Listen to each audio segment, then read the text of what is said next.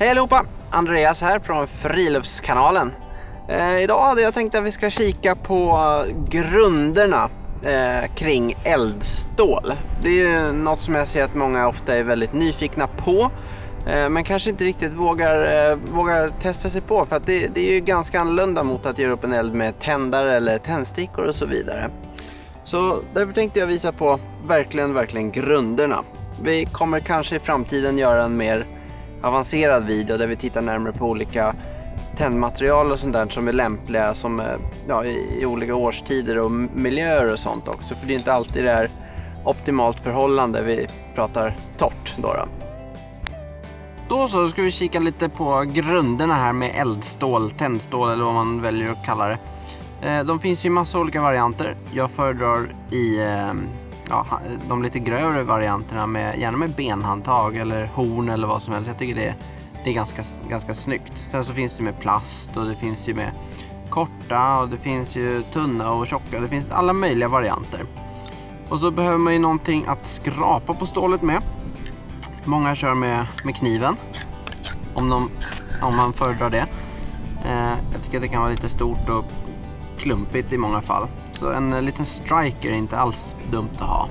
Här är också en med horn. Det tycker jag är ganska snyggt faktiskt. Om ni väljer en kniv så se till att ryggen den ska vara liksom vasst slipad, 90 grader gärna.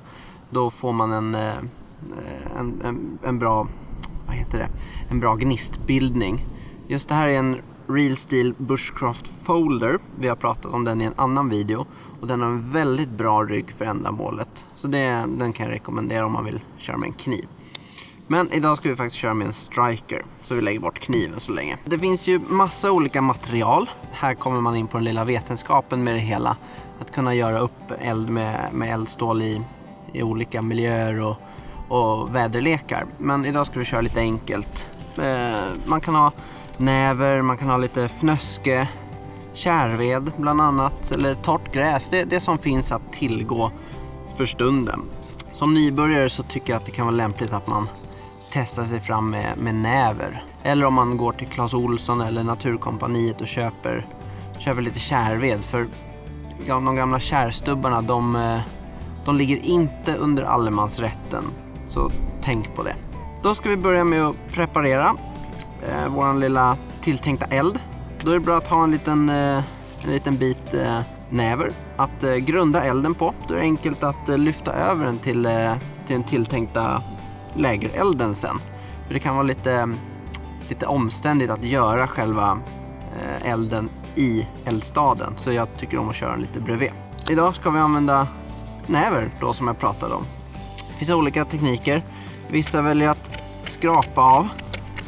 Men det tycker jag kan vara lite omständigt och det blir lite för lättflyktigt i många fall. Minsta vindpust så kan det blåsa iväg. Så jag tycker om att göra så här små långa fransar istället. Jag tycker det brukar funka ganska bra. Man fransar till nävret en aning så här. Så gör man en liten hög.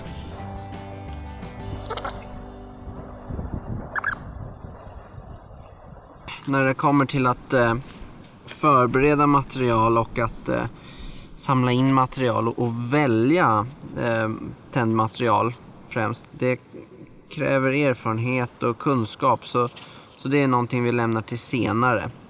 Men det kan man grunderna, själva dragteknikerna och sånt där, då kan man börja experimentera sen.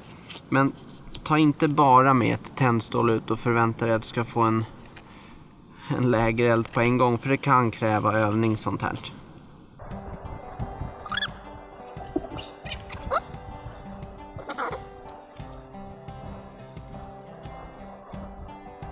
Se till att ni har bränsle för att kunna öka på hela tiden. Det här är ju grunden, kan man säga.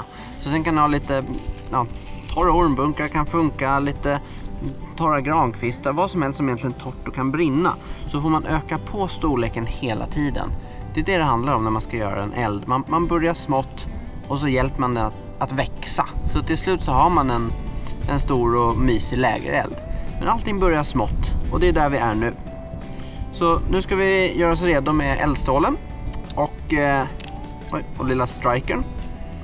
Det finns två olika vis, säkert flera i och för sig, men två vis som jag känner till. Ett sätt är att man anlägger eldstålet och drar strikern eller kniven neråt. Ett annat sätt är att man håller strikern eller kniven stadigt och drar eldstålet bakåt. Jag föredrar att ha eldstålet på plats och skjuta strikern neråt, för då kan man ha nävret fixerat om det blåser lite till exempel. Så då ska vi se. Så där, nu ser ni att det brinner lite. Då lägger vi på lite större och lite större grejer. Så till slut så kommer man förhoppningsvis ha en liten brasa som man kan föra över till sin tilltänkta lägereld. Svårare än så behöver det inte vara, faktiskt. Det behöver inte alls vara särskilt knepigt. Sådär, ska inte sätta någon skog i brand här, det är lite halvtorrt ute idag. Men som sagt, de två teknikerna, dra eldstålet, man kan skjuta strikern, det är smaksak vad man föredrar. Det gäller även att hitta ett stål som man själv är bekväm med. Då blir det mycket roligare att lära sig det här. Inlärningskurvan kan vara lite brant, speciellt om man ger sig in på att lära sig det här till exempel mitt i vintern då det är svårt att hitta bränsle eller sånt där. Som jag sa, näver är en väldigt bra början. Man kan strimla den, man kan skrapa den. Vill man göra det riktigt enkelt för sig i början så köp lite kärved, då kommer ni igång ganska snart med det hela.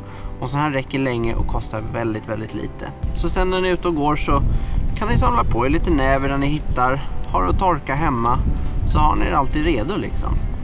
Ett tändstål kan man ju även nyttja till att tända friluftsköken med och sånt där. Det räcker ju till enormt många tändningar och sånt här och spelar ingen roll om det är plaskvått, det funkar ändå. Det här är någonting som man måste öva på för att bli bra. Det handlar om teknik, som sagt, 45 grader brukar man kunna ha och se till att det har en väldigt vass rygg, för då går det mycket enklare. Det var det jag hade att säga om eldstål. Hem och öva och ha det kul i skogen.